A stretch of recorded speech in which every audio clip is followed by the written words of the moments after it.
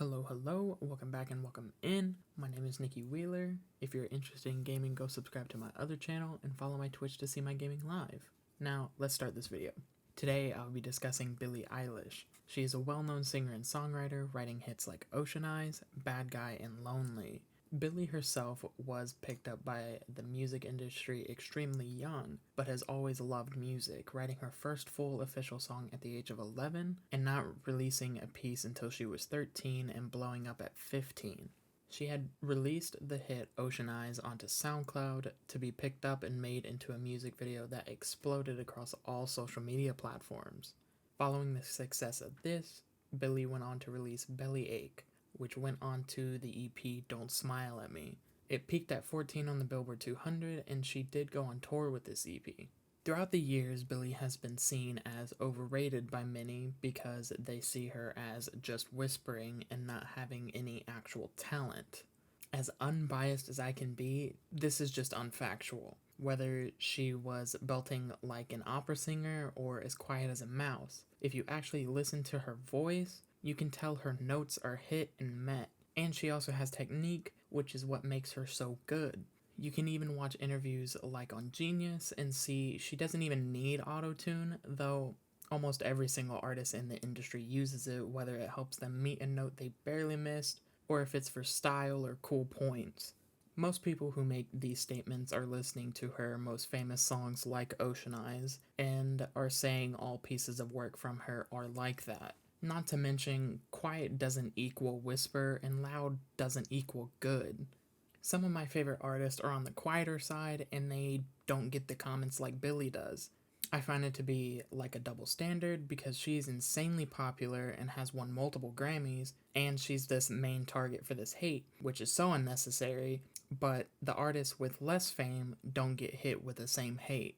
Anyways, Eilish's sound was fitting to the stream bait genre, consisting largely of mid-tempo, melancholy pop. Taking inspiration from Lana Del Rey, whose singing style and bleakness shaped the aesthetic. This whole EP is a hit and there are no skips on it for me. My favorite off of it has to be Party Favor. The song is formatted as a voicemail that Billie is leaving for a boy who has become possessive of her and is an attempt at trying to force him out of her life. In verse 2, she says, "Look now, I know we could have done it better, but we can't change the weather. When the weather's come and gone, books don't make sense if you read them backwards." The song is so simple in the way of her singing. It also seems that they have some serious communication issues, at least from her perspective. She tells the dude that she is not his party favor, which seems to be an allusion to him somehow using her publicity for status or enjoyment while there aren't any true feelings behind the romance. As it follows with the rest of the releases Billie has done so far, her brother Phineas helped write and produce the whole record. He is also a singer and songwriter apart from Billie's career. Now, since this EP was a major success, there was no telling what lay ahead for the siblings, but we did know it would be insanely good and highly anticipated. And that would move us into the debut album, When We All Fall Asleep, Where Do We Go? The album is 14 tracks long and has 5 singles, one of which is my favorite song by Billie, Wish You Were Gay. She had explained that the song was about liking a guy but being rejected for what seemed to be because she was a bad person and wanting to find another reason to why she was rejected, hence the title. There was huge backlash over this song, calling her a homophobe and such, but she squashed it later in a Pop Buzz interview. Throughout the song, we can see the theme of counting down, and with sounds of acoustic guitars, cracking knuckles, and canned laughter, all of which add to the vibe of there is an audience watching her embarrassing herself over a guy. My favorite part of the song is the bridge. To spare my pride, to give your lack of interest an explanation. Don't say I'm not your type, just say that I'm not your preferred sexual orientation. Another single on the record was Bad Guy. It was the most popular on this album and one of the most popular for Billie as a whole. The song shot up to number 1 on the Billboard 200 and dethroned Lil Nas X's Old Town Road after 19 weeks. Billie is the first person to be born in the 21st century to have a song at number 1. It was an electro-pop and pop-trap record that included synth bass that elevated the backing music to a new level. I think if the music wasn't as heavy and bassy, it wouldn't have done as well as it did. I personally am not a huge fan of this track, but it is definitely more enjoyable when you are looking for a loud and dense instrumental. Overall, the album definitely speaks about some serious topics at hand like mental health, drug addiction, and suicide. Stylistically, the album is definitely on the quieter side, as people say, which could be said to be avant pop or experimental pop. I like it as a whole, as I also like artists like Sophie or Charlie XCX, but there are some misses on the album like Ilo Milo. Though the beat is really good, I didn't like the lyrics as much. They seem a little more frivolous than her other songs. The quiet vocals matched a level of intensity and vigor in her lyrics and instrumentals, so I think it works really well in the album. It also fits the vibe better as the album concept is about the reality of dreams and how there is no true answer to where do we go.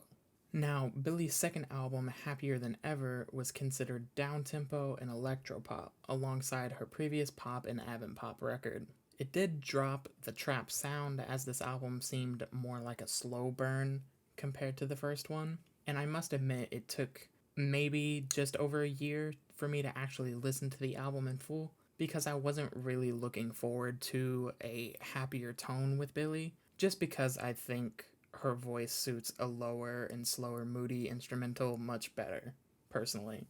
As a whole, the songs in this album were much easier to listen to when attempting to listen in one shot, though. It's more cohesive and telling, but I don't think it would compare to the first.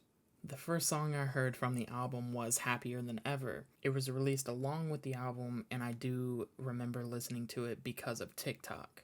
When I heard it, it did sound amazing, and I was actually happy to hear that her voice was more pronounced and wasn't quote unquote whispering like many have said she sounded like.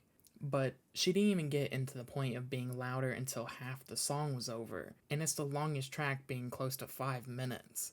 Although, just like a majority of the tracks on this album, she uses a vibrato, which brings out an emotional depth that is insanely hard to miss. The music video also just adds like even more depth, literally, and is my favorite part of this song. My favorite song off the album is NDA though. It is a more personal track from Billie, talking about fame and how it is misrepresented, how it has treated her, and how people in general think of her and treat her after her rise to fame. Though it can be taken in multiple directions based on your own listening and interpretation of it. It is a pulsating and dark track that holds itself well as a single. The lyrics, maybe I should think about a new career, somewhere in Kauai where I can disappear, are from verse 2, and I think it can be seen as a way of getting away from the world in a way where no one can find you. It isn't as deep or abstract, but it speaks volumes and doesn't apply to just fame. It can be as simple as stress or anything overwhelming. Haley's Comet is another song I enjoy a lot.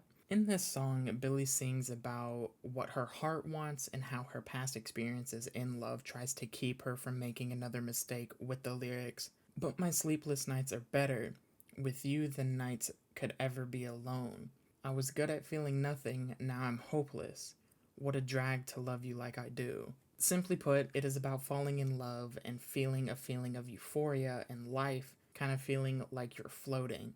Another reason why the title Happier Than Ever is very fitting for this album. Most of the songs follow suit and share a more happy message, but still talking about serious issues like it did in NDA. I love the fact that Billie can be uplifting, but also doleful and melancholic, though some of her best work is, in my opinion, the latter. And that moves us into the ranking. Again, there's only 2 albums, and they're both insanely good, well thought out pieces, so no hard feelings for one over the other. Just a little bit of an opinion. And number 1 is When We All Fall Asleep, Where Do We Go?